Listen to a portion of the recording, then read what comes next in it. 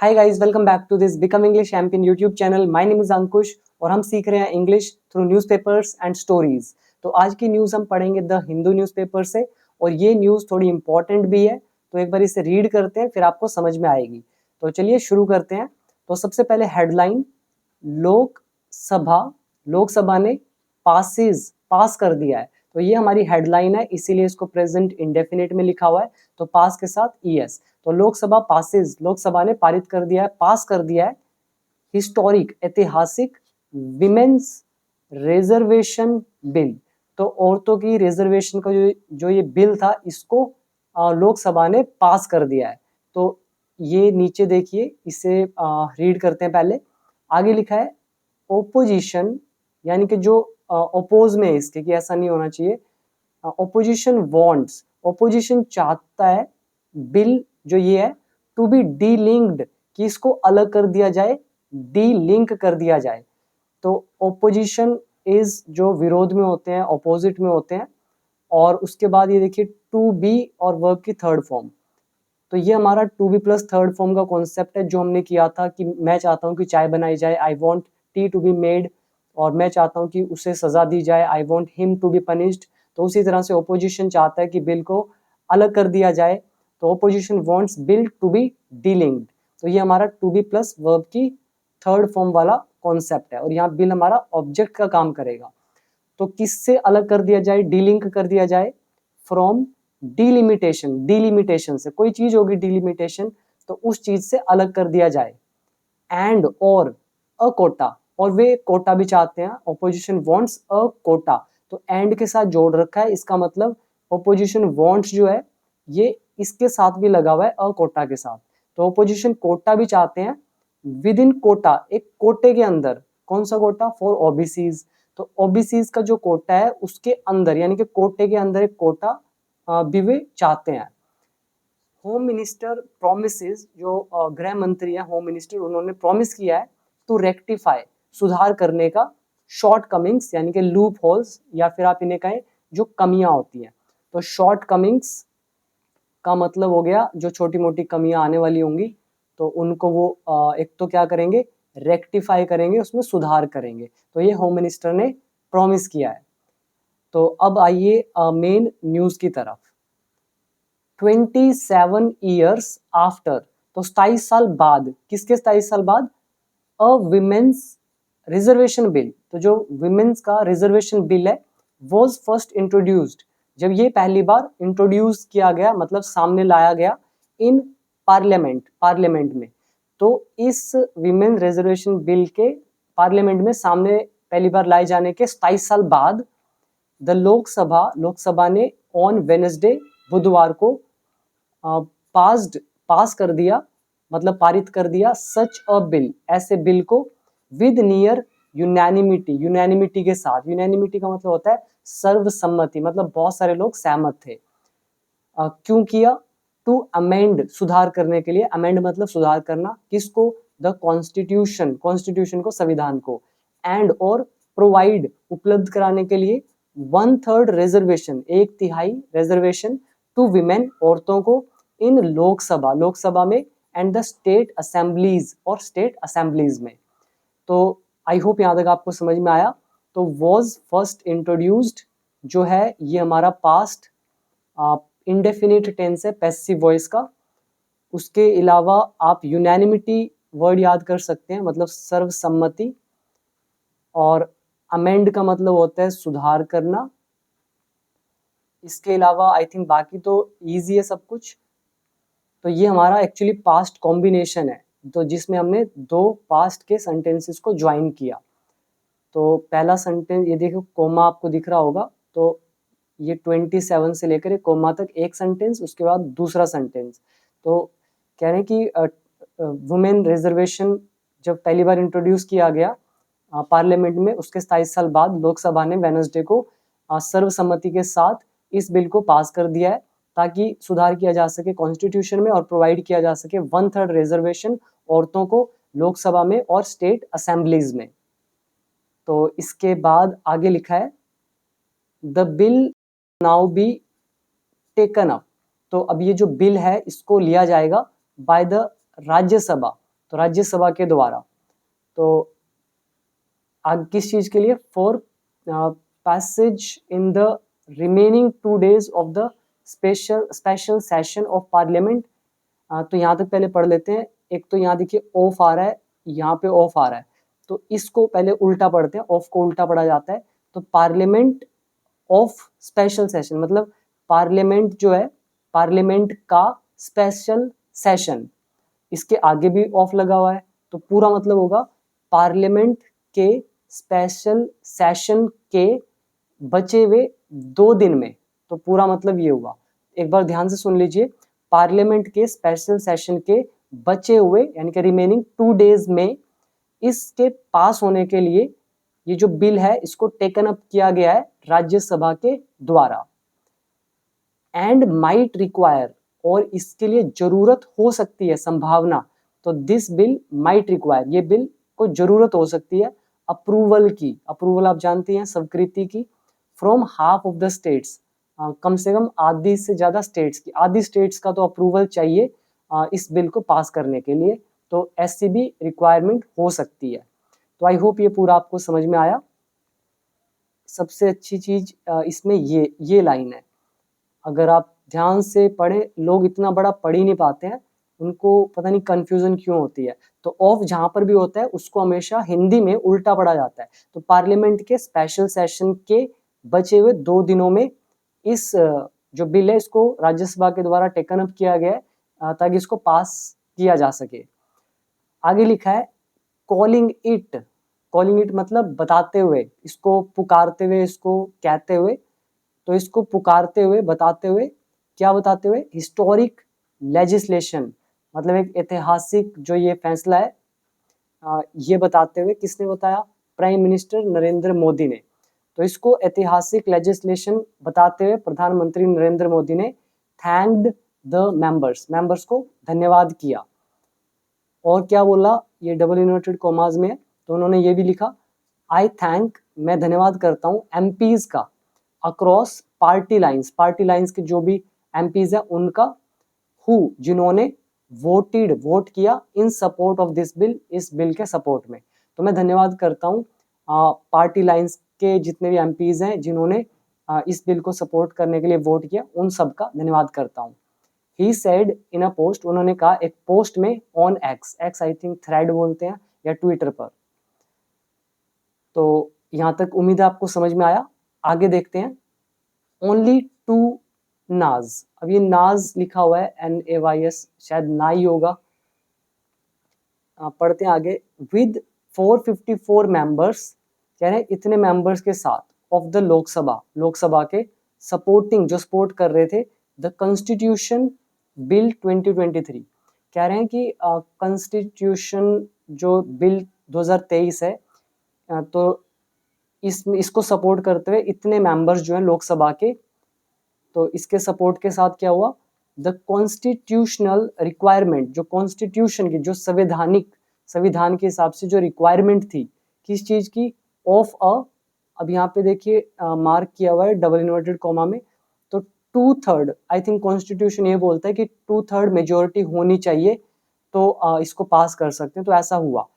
तो वही कह रहे हैं कि इतने लोग थे लोकसभा के जिन्होंने सपोर्ट किया इस कॉन्स्टिट्यूशन बिल को। इसको सपोर्ट करते हुए जो कॉन्स्टिट्यूशनल रिक्वायरमेंट है, कौन सी? 2/3 मेजोरिटी की, कि 2/3 हिस्सा तो ज्यादा होना चाहिए जो सपोर्ट में हो।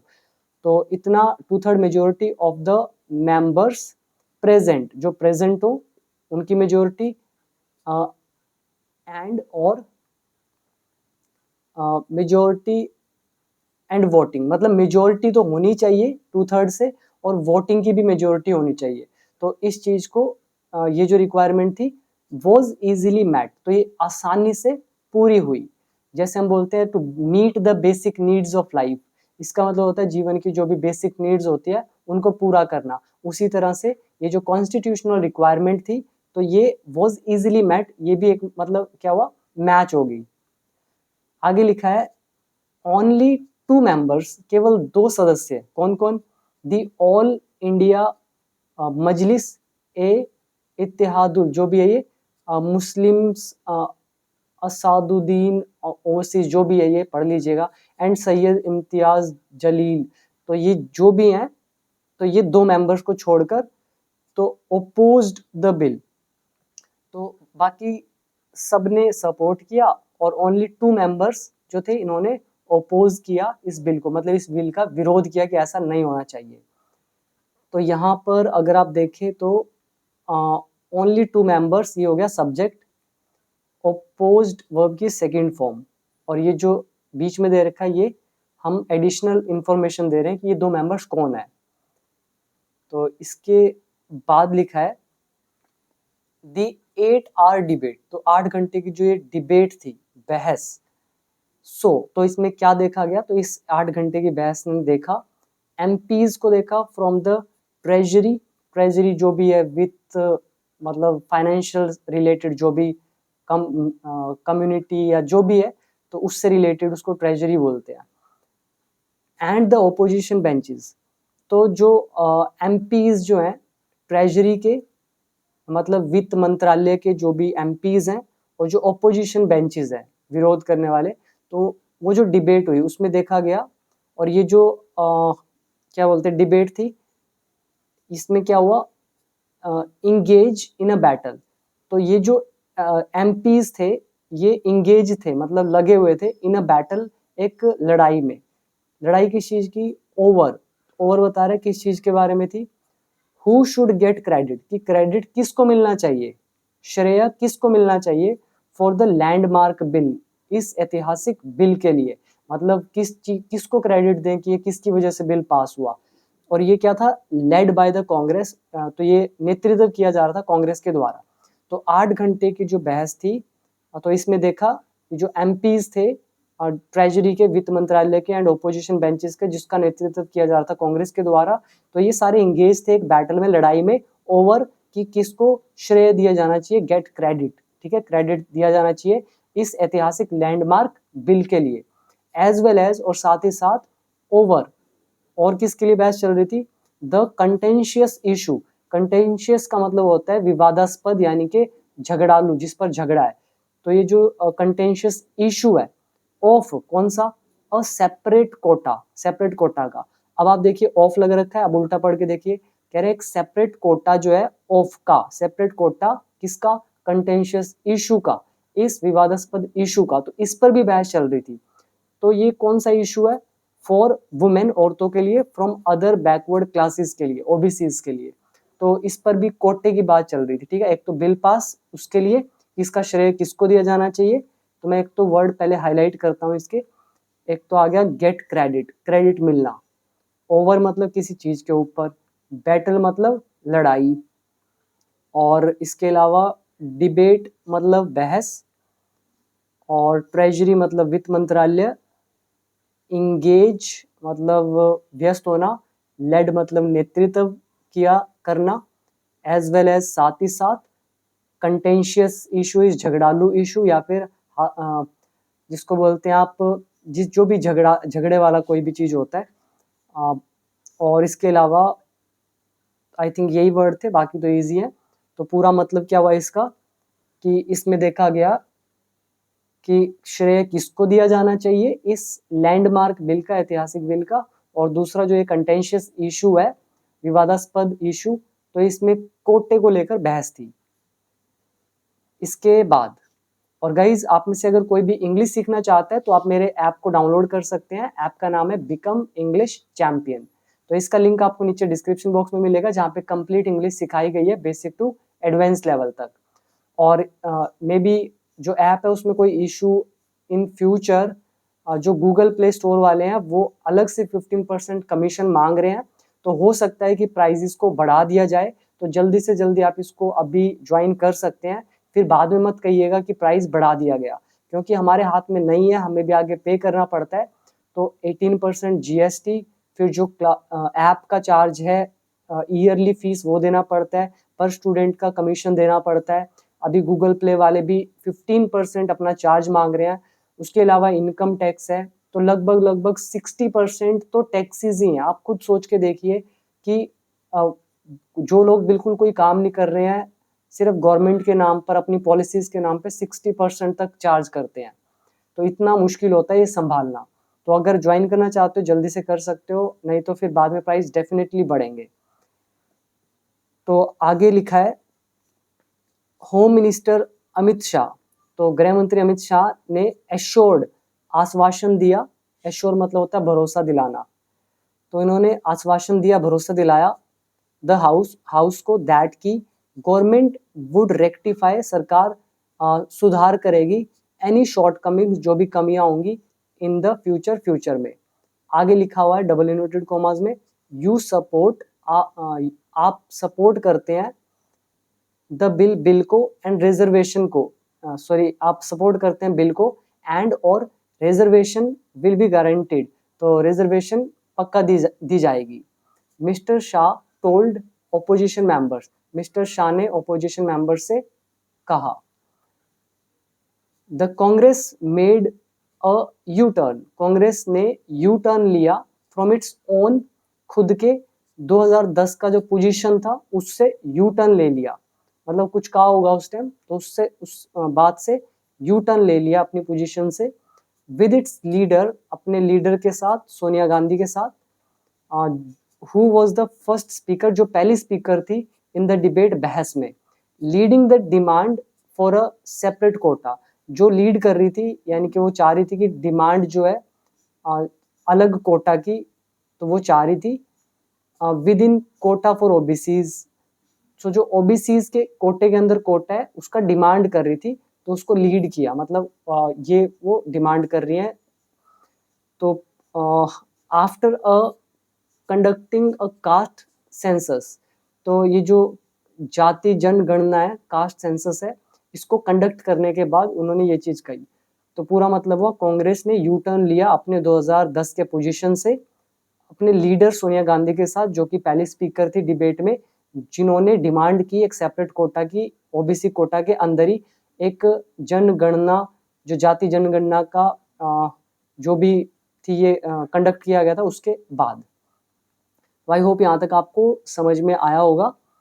तो इसके बाद आगे लिखा है शी सैड, उन्होंने कहा देयर वॉज नो नीड, कि कोई ज़रूरत नहीं है, टू डिले करने की, इम्प्लीमेंटेशन ऑफ द बिल को इम्प्लीमेंट यानी कि लागू करने की, तो उन्होंने कहा कि भी कोई ज़रूरत नहीं है डिले करने की, डिले आप जानती हैं मतलब ज़्यादा टाइम लगाना, तो ज़्यादा समय लगाने की ज़रूरत नहीं है इसको लागू करने में, बिल को, बाय लिंकिंग, जोड़कर, इसे टू अ डिलिमिटेशन एक्सरसाइज, जो भी ये डिलिमिटेशन ऊपर आया था, तो उस एक्सरसाइज जो भी वो वर्क है, तो ये जो प्रैक्टिस है, कार्य है डिलिमिटेशन का, तो इससे जोड़कर इसको डिले करने की जरूरत नहीं है। और ये जो डिलिमिटेशन एक्सरसाइज है दैट इज फ्रोजन, जो फ्रोजन है मतलब जो रोका हुआ है जिसको 2026 तक। तो अब आपको समझ में आ गया होगा इन्होंने क्या बोला, कि कोई जरूरत नहीं है ये जो लागू करना है बिल को, इसको डिले किया जाए जोड़कर डिलिमिटेशन एक्सरसाइज से, जो कि जिसको रद्द किया हुआ है 2026 तक, मतलब होल्ड पर रखा हुआ है। तो आई होप ये आपको पूरी न्यूज़ समझ में आई होगी। तो ये थी पूरी न्यूज़। तो अगर आप इंग्लिश सीखना चाहते हैं तो अभी बिकम इंग्लिश चैंपियन ऐप को डाउनलोड करके कोर्स को ज्वाइन कीजिए, बहुत अच्छा आप वहाँ से सीख सकते हैं। तो ऐप का लिंक है नीचे डिस्क्रिप्शन बॉक्स में, और इसके बाद मिलते हैं एक और इंटरेस्टिंग वीडियो के साथ। और वीडियो पसंद आई हो तो लाइक शेयर सब्सक्राइब जरूर कीजिएगा, अपने दोस्तों के साथ शेयर कीजिएगा, कमेंट सेक्शन में जरूर बताइएगा कि वीडियो आपको कैसी लगी। मिलते हैं एक और इंटरेस्टिंग वीडियो के साथ।